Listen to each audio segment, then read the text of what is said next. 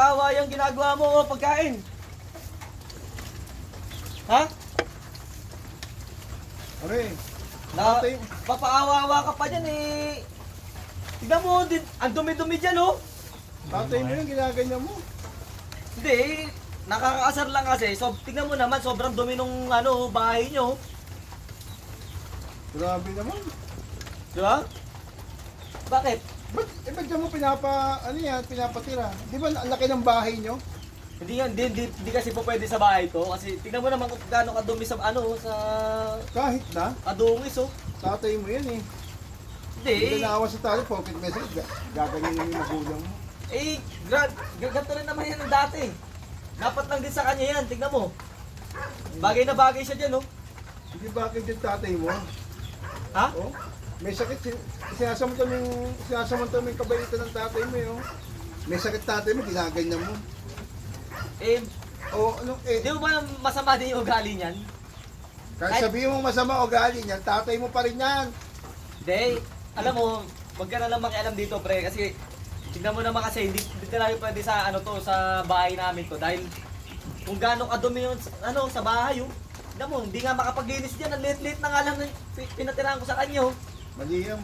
Itong anak nito. Nakakaawa ka? Ganyan yung tsura mo? Kahit sabihin mong sinasaktan kayo ng maliit yan, huwag mo naman ganyan yun, matanda na eh. May sakit na yan eh. Limot-limot yung tatay mo eh.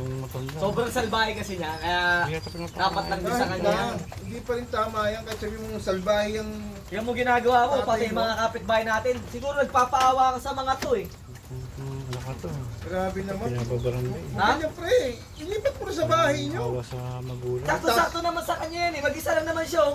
Ang taas pa lang ng respeto ko sa'yo, gaganyan yung tatay mo. Hindi, wag ka na makialam dito, hayaan mo na lang kami dito. Problema ng pamilya namin to eh. Alam mo, pagka nalaman pa sa barangay yan, mayayari ka pa eh. Bakit? Okay naman yung pinadala ko sa kanya. Okay ba yung ganyan? Kita mo yung bubong? Problema niya na yun. Kung kaya tumira dyan, palagay mo, matutuwa ka? Eh, huwag na kayo makialam dahil Ha? pamilya... Kung kaya tumira dyan, palagay mo maganda? Tatay ko naman to eh, bakit Okay na nga pinakikita? eh, ama mo nga yun, pero ganyan ang ginagawa mo eh. Salbahe din sa amin to dati kaya dapat lang na nandiyan yan. Hindi yung dahilan, hindi yung dahilan. Tignan mo, pati mga kapitbahay natin, ano pinagsasabi mo dyan? Ang pinagsasabi, tahimik na yung tatay mo, ikaw wala ka talaga Nagmumukha kang nagmumukha nakakaawa sa kapitbahay natin. Sweet. Hindi kasi nila alam yung pinagagawa mo sa amin dati, di ba? Kahit ang pinagdaanan mo, pero hindi mo wala kang karapatan para ganyan yung ama mo. Dapat lang sa kanya dahil hindi naman nakakaawa yan eh. Ay, kaya magpalitan sa sitwasyon, palagay mo maganda. Malabo mangyari sa akin to dahil Malabo, hindi Hindi naman ako- pwede hindi mangyayari sa iyo. Hindi ako kasi ugali ng tatay ko. Sa'yo, tandaan mo.